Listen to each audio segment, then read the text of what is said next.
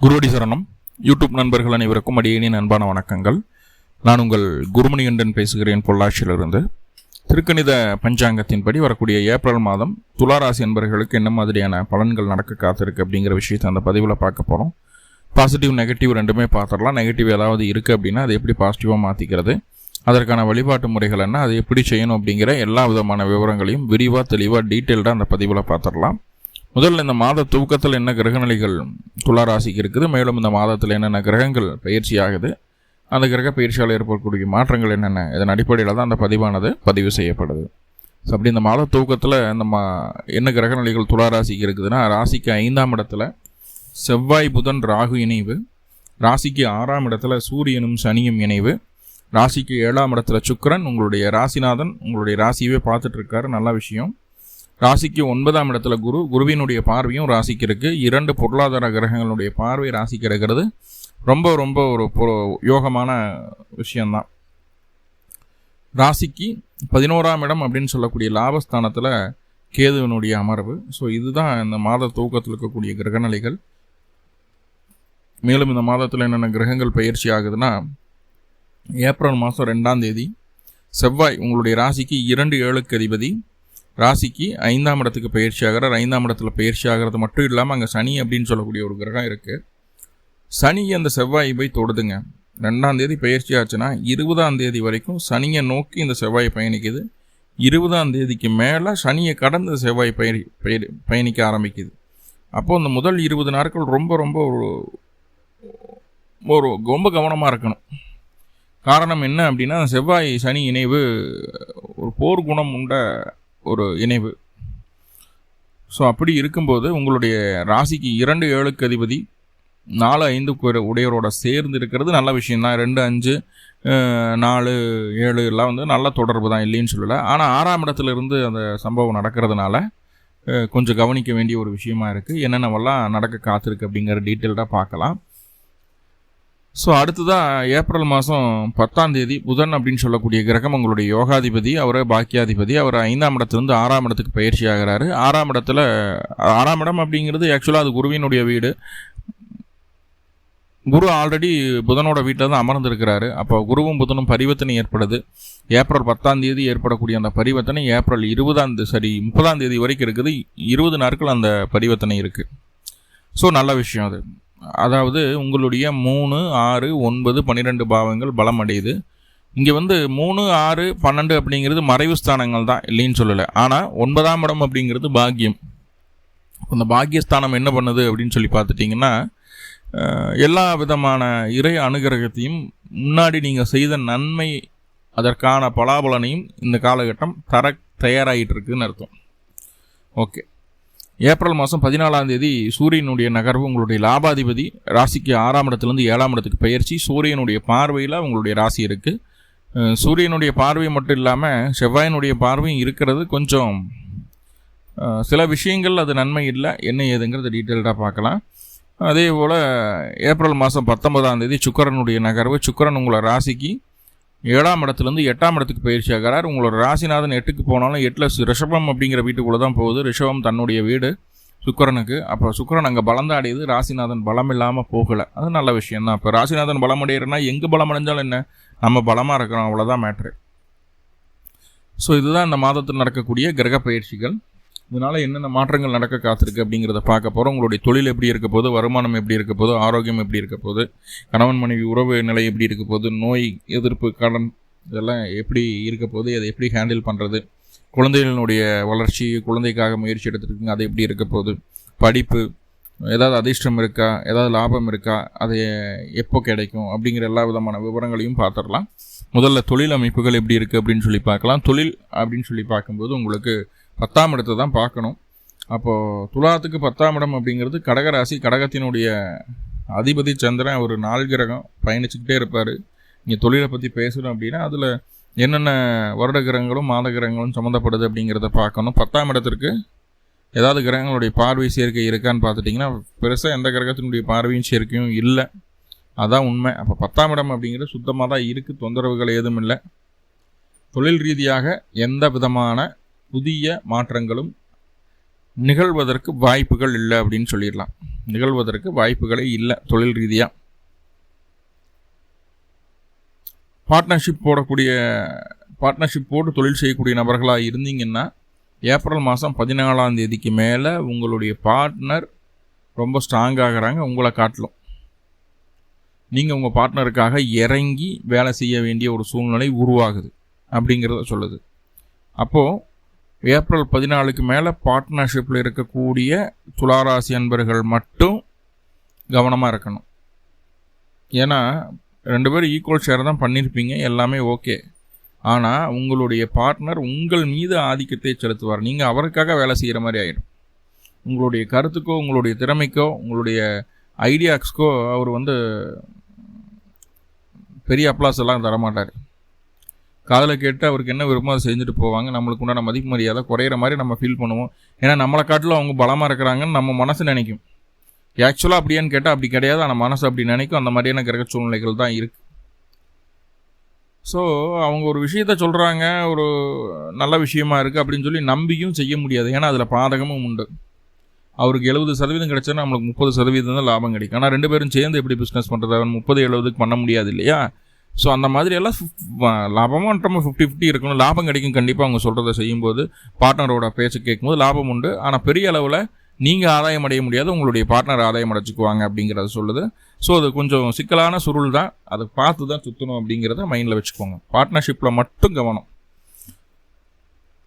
Okay, இது April 14ஆம் தேதிக்கு மேலே தான் ரொம்ப கவனமாக இருக்கணும் அப்படிங்கிறத சொல்லுது. ரைட். அடுத்ததாக பார்த்துட்டிங்கன்னா வேலைன்னு சொல்கிற ஸ்தானத்தில் தான் சனி, சூரியன், புதன், குரு. இந்த புதன் குரு பரிவர்த்தனை, சனி சூரியன் இணைவு வேறு அங்கே இருக்குது. வேலையில் இன்னதான் பிரச்சனையும் இல்லை. கை நீட்டி சம்பளம் வாங்கக்கூடிய எல்லா துளாராசி அன்பர்களும் இந்த மாதம் கொஞ்சம் சஃபராகத்தான் போகிறீங்க. நான் சொல்கிறது உங்களுக்கு எகென்ஸ்டாக பேசுகிற மாதிரி இருக்கலாம், இல்லை நெகட்டிவாக சொல்கிற மாதிரி இருக்கலாம். வாட் எவர் இட் இஸ், என்னமோ நினச்சிட்டு போங்க, அதெல்லாம் பிரச்சனை இல்லை. நான் சொல்கிறத காதில் கேட்டுட்டு, ஸோ வருமுன் காப்பதே சிறந்தது. அதுக்காக தான் நம்ம ஜோசியமே பார்க்குறோம். சொல்கிறத காதில் கேட்டுட்டு சரியாக லீட் பண்ணி போனீங்கன்னா வரக்கூடிய பிரச்சனைகளை 70-80% குறைச்சிக்கலாம். ஃப்ரீயாக ஸ்மூத்தாக லைஃப் ரன் பண்ணிட்டு போகலாம். இல்லை இவன் என்னமோ சொல்கிறேன், எல்லாம் நெகட்டிவாக பேசுகிறான் அப்படின்னு சொல்லி போட்டு நம்ம வேலையை நம்ம பார்த்தோம்னா கிரகங்கள் தன்னோட வேலையை கரெக்டாக செஞ்சுருவாங்க. அப்போது வேலையில் ஏகப்பட்ட பிரச்சனைகள் வரும். முக்கியமாக கூட வேலை செய்கிறவனே நம்மளுக்கு குழி வரிப்பான், நம்மளுக்கு எகென்ஸ்டாக பேசுவான், நம்மளை மாட்டி விட பார்ப்பான். செய்யாத தப்புக்கு தண்டனை அனுபவிக்க வேண்டிய ஒரு சூழ்நிலை வரும். உங்கள் மனசில் பட்ட விஷயங்களை, உங்களுக்கு சரின்னு பட்ட விஷயங்களை பேசினா அதன் மூலமாகவும் தொந்தரவுகள் வரும். யார் நல்லவன், யார் கெட்டவன், யார் நம்மளுக்கு நல்லது செய்வா, யார் நம்மளுக்கு சப்போர்ட் பண்ணுவா, யார் பண்ண மாட்டாங்க அப்படின்னு நீங்கள் டிசைட் பண்ணுறதுக்குள்ளே இந்த மாதம் முடிஞ்சு போயிடும். ரொம்ப ரொம்ப ரொம்ப ரொம்ப கிரிட்டிக்கலான ஒரு சூழ்நிலை வேலைக்கு போகக்கூடிய துளாராசி என்பவர்களுக்கு. யாருக்கிட்டையும் வாயை திறந்து உங்களோட சஜஷனை சொல்லிட வேண்டாம். சஜஷனை சொல்லிட்டீங்க அப்படின்னா அது பஞ்சாயத்தில் தான் போய் முடியும். ஏன்னா நம்மக்கிட்ட நலநாயம் பேசிட்டு நம்ம யாரை பற்றி குறைவான சஜஷன் சொல்கிறோமோ அவங்ககிட்ட அந்த நலநாயம் பேசுகிற நாய் அங்கே போய் கக்கிடும், எல்லாத்தையும் ஜாலரை தட்டிடும். ஏன்னா உங்கள் கூட இருக்கக்கூடிய எல்லா கொலீக்ஸுமே இந்த காலகட்டம் ரொம்ப ரொம்ப சுயநலமாக இருப்பாங்க. எப்படியாவது உங்களை வேலையை விட்டு தூக்கணும் அப்படிங்கிற கங்கணமெல்லாம் கட்டிகிட்டு இருக்கக்கூடிய சூழல் கூட இருக்குது. வேலையில் அவ்வளோ பிரச்சனை இருக்குது. வேலையை விட்டு வெளியில் வந்துடாதீங்க. முதல் 20 நாளுக்கு இருக்குது, ரொம்ப ஜாக்கிரதையாக இருங்க அப்படிங்கிறது என்னோடய ரெக்வஸ்ட்டாக இருக்குது. ஸோ அதுக்கு மேலே அப்படிங்கும்போது அதுக்கு மேலே இவ்வளோ லோடு இருக்காது. எல்லாத்தையும் கொஞ்சம் சமாளித்து முடியும். முதல் 20 நாட்களுக்கு நம்ம கையை மீறி போயிருக்கு வாய்ப்பு இருக்குது. வேலையில் கவனம் வேணும். வருமானம் இந்த மாதம் எப்படி இருக்குது அப்படின்னு பார்த்துட்டிங்கன்னா, 2ஆம் அதிபதி செவ்வாய் சனியோடு சேர்ந்துருக்கிறார். உங்களுடைய பேச்சு திறமை இருக்குது, தெளிவாக திட்டமிட்டு எல்லாத்தையும் செயல்படுத்தக்கூடிய எல்லா விஷயமும் இருக்குது, எல்லாமே உண்டு. ஆனால் உங்களுடைய வருமானம் அப்படிங்கிறது கண்டிப்பாக முன்னேற்றம் இல்லாமல் போகிறதுக்கு வாய்ப்புகள் உண்டு. இருக்கிற மாதிரி மேனேஜ் பண்ணிட்டு போகிறது நல்லது. இருக்கிற பணம், வர வேண்டிய பணம் வந்தால் போதும் அப்படிங்கிறத என்னுடைய கருத்தாக இருக்குதுங்க. ஸோ அதுக்கே கொஞ்சம் பிரச்சனைகளை கொடுக்கும். 2ஆம் அதிபதி 6ல் சனியோடு சேர்ந்துருக்கிறாருன்னா இன்னைக்கு கொடுக்குற நாளைக்கு கொடுக்குறேன்னு தாமதப்படுத்திகிட்டே போவாங்க. சம்பளம் கூட லேட்டாக வர்றதுக்கு வாய்ப்புகள் உண்டு. கொடுக்க வேண்டிய பணம் வர வேண்டிய பணம் தாமதமாக வர்றதுக்கு வாய்ப்புகள் உண்டு. ஸோ அப்போது இன்றைக்கி கிடச்சிடும் நாளைக்கு கிடச்சிடும் ஒரு கமிட்மெண்ட்டுக்குள்ளே போயிடாதீங்க. இந்த மாதம் வந்தால் செஞ்சுக்கலாம், இல்லைன்னா விட்டுடலாம் அப்படிங்கிற ஒரு மைண்ட் செட்டில் இருங்க. அதுதான் உங்களுக்கு நல்லது, உங்களை சுற்றி இருக்கிறவங்களுக்கு நல்லது. ரைட். ரெண்டாவது என்னென்னா, தேவையில்லாத பேச்சுவார்த்தைகள் அப்படிங்கிறது சுத்தமாகாது.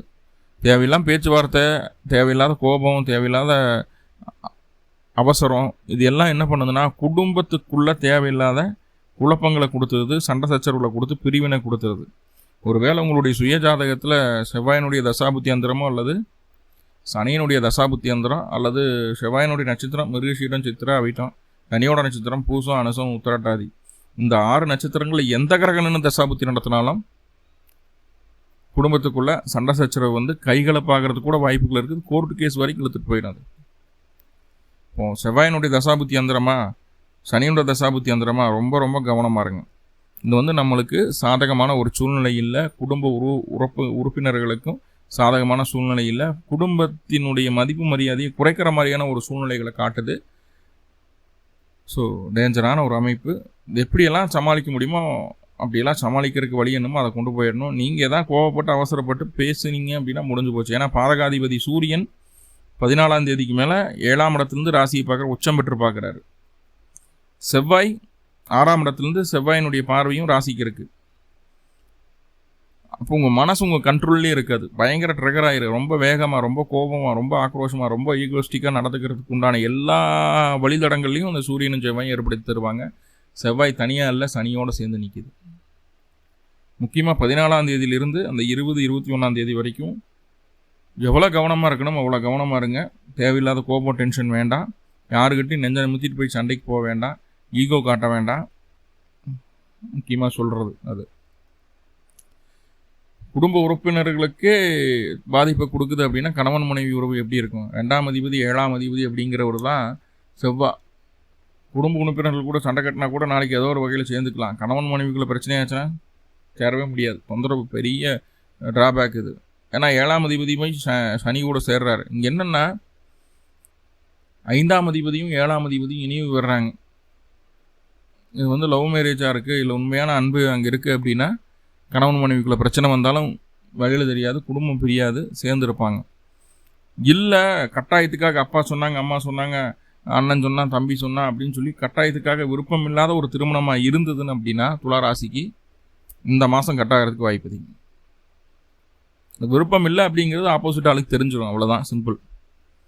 எது நீங்கள் தெரியக்கூடாதுன்னு நினைக்கிறீங்களோ, உங்கள் வாழ்க்கை துணைக்கு எது நீங்கள் தெரியக்கூடாதுன்னு நினைக்கிறீங்களோ அதை கொண்டு போய் வாழ்க்கை துணைக்கிட்ட ரெக்கார்டிக்காக கொடுத்துட்டு வந்துடும். இந்த பாருப்பா இப்படியெல்லாம் நடக்குது அப்படின்னு சொல்லி அந்த ரெக்கார்டோட நம்பணும் இல்லையா, அந்த ரெக்கார்டோட கொண்டு போய் கொடுத்துரும். அந்த சனி செவ்வாய் சேர்க்க காதல், அந்த பாசம் அப்படிங்கிற ஒரு விஷயம் மட்டும்தான் காப்பாற்றும். மற்ற எந்த ஒரு எக்ஸ்கியூஸும் இங்கே வேலை செய்கிறதில்ல. சிம்பத்தி மட்டும்தான் காப்பாற்ற போகுது. சிம்பத்தியில் கணவன் மனைவிக்குள்ள பிரிவு இணை வர்ற மாதிரி இருந்தாலும் சிம்பத்தியில் பிரிவு இல்லாமல் கொண்டு போய்க்கிறது உங்கள் கையில் இருக்குது. நல்லா புரிஞ்சுக்கணும். உடல் தொந்தரவுகளும் உண்டு. ஏன்னா 6ஆம் இடத்துல தான் சனி செவ்வாய் இணைவு. சூரியனும் கூட இருந்துட்டு 14ஆம் தேதி வரைக்கும் உடல் சூடாகாமல் பார்த்துக்கிறது நல்லது. நான்வெஜ் ஐட்டங்களை தவிர்த்துக்கிறது நல்லது. கடன் வாங்கலாமான்னா கண்டிப்பாக வாங்கக்கூடாது. என்ன எல்லாமே இருந்தாலும் வாங்கக்கூடாது. முடிஞ்ச இருக்கிறத விற்று செஞ்சுருங்க. கடன் வாங்காதீங்க. கடன் வாங்கினா லைஃபையே முடிச்சு விட்ருவோம். அது இந்த ஒரு மாதம்தான் அப்படின்னு இருக்கிற மாதிரி இருக்கும். இந்த கோச்சாரம் தான் பெரிய வேலையை காட்டிடும். பின்னாடி வரக்கூடிய கஷ்டங்களுக்கு இந்த ஒரு சின்ன புள்ளி தான் காரணம்.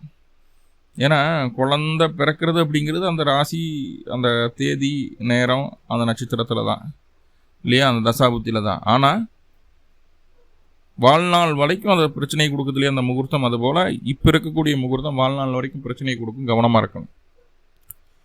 ரைட். இப்போ நிறைய பாசிட்டிவான விஷயங்கள் இருக்கான்னு நம்ம நினச்சிருப்போம். இந்த மாதம் பெருசாக பாசிட்டிவ் இல்லை. எல்லாத்தையும் சமாளிக்கிறதுக்கு குலதெய்வ வழிபாடு பண்ணியே ஆகணும். குலதெய்வம் கோயிலுக்கு போய் ஒரு 2 நல்லெண்ணெய் தீபம் போட்டு உங்களுக்கு என்னென்னவெல்லாம் விருப்பமோ தெய்வத்துக்கு வாங்கி கொடுத்து ஒரு 2-3 மணி நேரம் கோவில் இருந்துட்டு வாங்க. கண்டிப்பாக பிரச்சனைகளுக்கு நல்ல சொல்யூஷன் கிடைக்கும். இல்லை எனக்கு லைஃப் ஆல்ரெடி இப்படி தான் இருக்குது அப்படின்னா எல்லா பிரச்சனைக்கும் சொல்யூஷன் இந்த மாதம் உங்களுக்கு கிடைக்கும். அதில் எந்த மாற்றமும் இல்லை. இப்போ மேலும் உங்களுக்கு நல்லதெல்லாமே நடக்கும்னா குலதெய்வ வழிபாடு மட்டும்தான் கை கொடுக்கும். மறந்துடாதீங்க. நன்றி நண்பர்களே. நன்றி. வாழ்குணமுடன். திருச்சிற்றம்பலம்.